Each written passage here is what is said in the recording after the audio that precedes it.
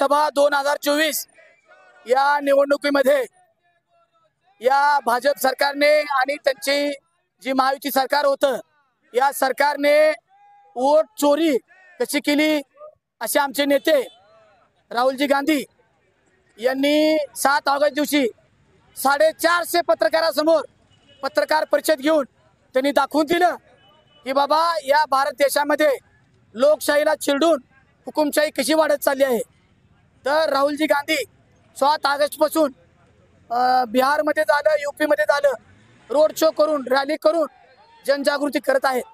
त्या जनजागृतीमध्ये ते लोकांना तेच सांगत आहेत की हे जे भाजप सरकार हुकुमशाही पद्धतीने वागत आहे, हे जे जनलोकपाल बिल आणि त्यांनी जे आता आज 31 दिवसाचं बिल आणलेलं आहे लोकसभेमध्ये, त्या लोकसभेच्या विरोधामध्ये सर्व लोकशाहीनी विरोधातली नेत्यांनी सर्वांनी आवाज उठवलेला आहे। तुम्ही आज पाहिलात, तुमच्या माध्यमातून सांगतो की आज लोकसभेमध्ये अधिवेशनामध्ये ज्यावेळेस सर्व खासदार मोदीच्या विरोधात उत्तर देत होते त्यावेळेस मोदी त्यांना न उत्तर देता लोकसभेतून निघून गेले।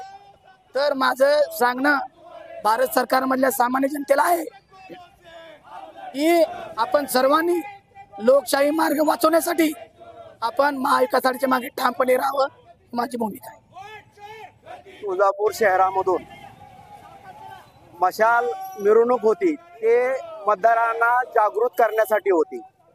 कारण बीजेपी सरकार, महाराष्ट्र आणि दिल्ली सरकार हे वोट चोरून आलेले आहे, मतदान चोरून आलेले आहे। तर यावेळेस आम्ही शहरामधील आणि तालुक्यातील सर्व मतदारांना आव्हान करतो ह्या मोर्चाच्या निमित्तानं की त्यांनी यावेळेस स्थानिक स्वराज्य संस्थांच्या ज्या काही निवडणुका आहेत त्यावेळेस जागरूक राहून बोगस मतदान जे आहे ते मतदान केंद्राच्या बाहेर काढायचं किंवा त्याच्या अगोदर तहसीलमध्ये जाऊन तुम्हाला आता सध्या उभा आहे की त्यावेळेस जे काय बोगस मतदान तुम्हाला समोर दिसेल ते रद्द करायचं, कॅन्सल करायचं, त्याच्याबद्दल लेखी अर्ज द्यायचा।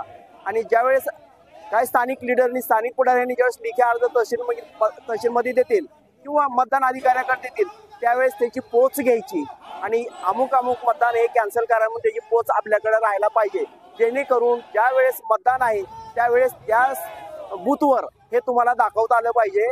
आणि अगदी बूथ प्रत्येक पक्षाच्या, महाविकास आघाडीच्या प्रत्येक पक्षाच्या नेत्यांनी बूथ अगदी जागरूकपणे सांभाळायचंय।